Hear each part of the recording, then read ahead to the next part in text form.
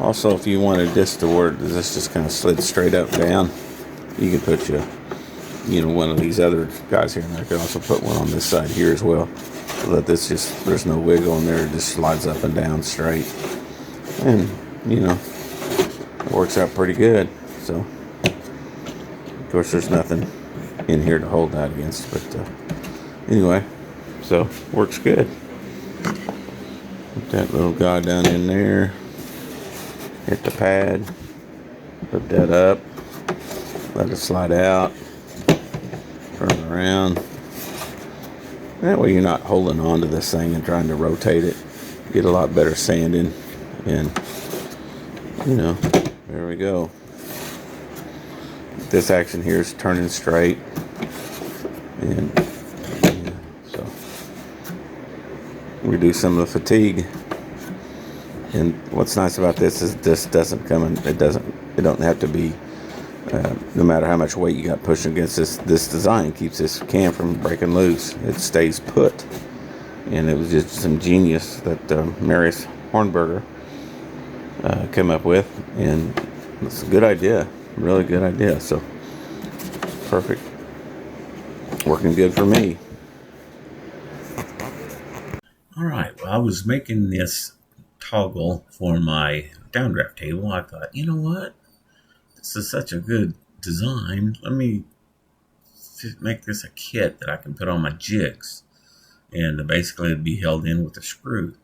So I took the Marius Hornberger, that's where this came from, on the web, YouTube, and I modified this, or scaled it down. I went through there and I cleaned the vectors up and converted them to curves and Bezier, so there wasn't just a jillion nodes like in a DXF file. So cleaned it up and made it work, and then I sized it down to the size that I wanted. And this works real good on my downdraft table with bench stocks that lock in. So the screw will lock this in with a washer. I'll put a crash washer on top of the screw, and that holds this down in good shape, and it also allows me to do that. So what this does is this glues on top of that, and you line up the screw hole, and then you line up the flats, which is right here and here, and you glue this onto that. So that becomes one component. Then over here you have this adjustable block that this cam fits down inside the square, which is just a hole. And as you turn this causes this to slide forward, depending on which end you get. Let's say your workpiece is right here, you turn this block around, and this gives you the adjustability of almost 2 inches down 1.5 inches to 1 inch, and then probably 1/2 inch. And this is all made out of 1/4 inch plywood, and it works real well. I've been using it. I sanded 50 plaques with this setup. It works real well, so it doesn't move. What's the advantage of this is when this is in here, no matter what's up against this face, this cam does not vibrate loose. So even if I'm using a vibration sander, just going to town with it, this does not lose its tightness. Where the rest of my cam clamps, they all lose it because they'll get it unless I lock the handle down with some way. Well, this device here is self-locking as far as the cam, it just doesn't move on you. So that's a really cool thing.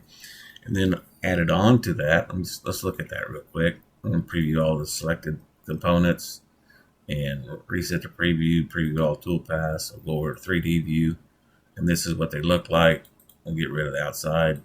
So there's your 3 components, and that's that. So let's go over here to the next one over. So I then took this copy right here and brought it over here, because a lot of times what I'll do is I'll stack several components on top of one of these, and that will allow me to do like a toggle over the top, and it'll also hold the workpiece down.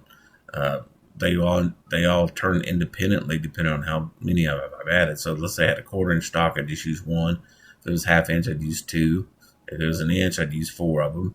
And then I generally will use 1 cam that sits over the top.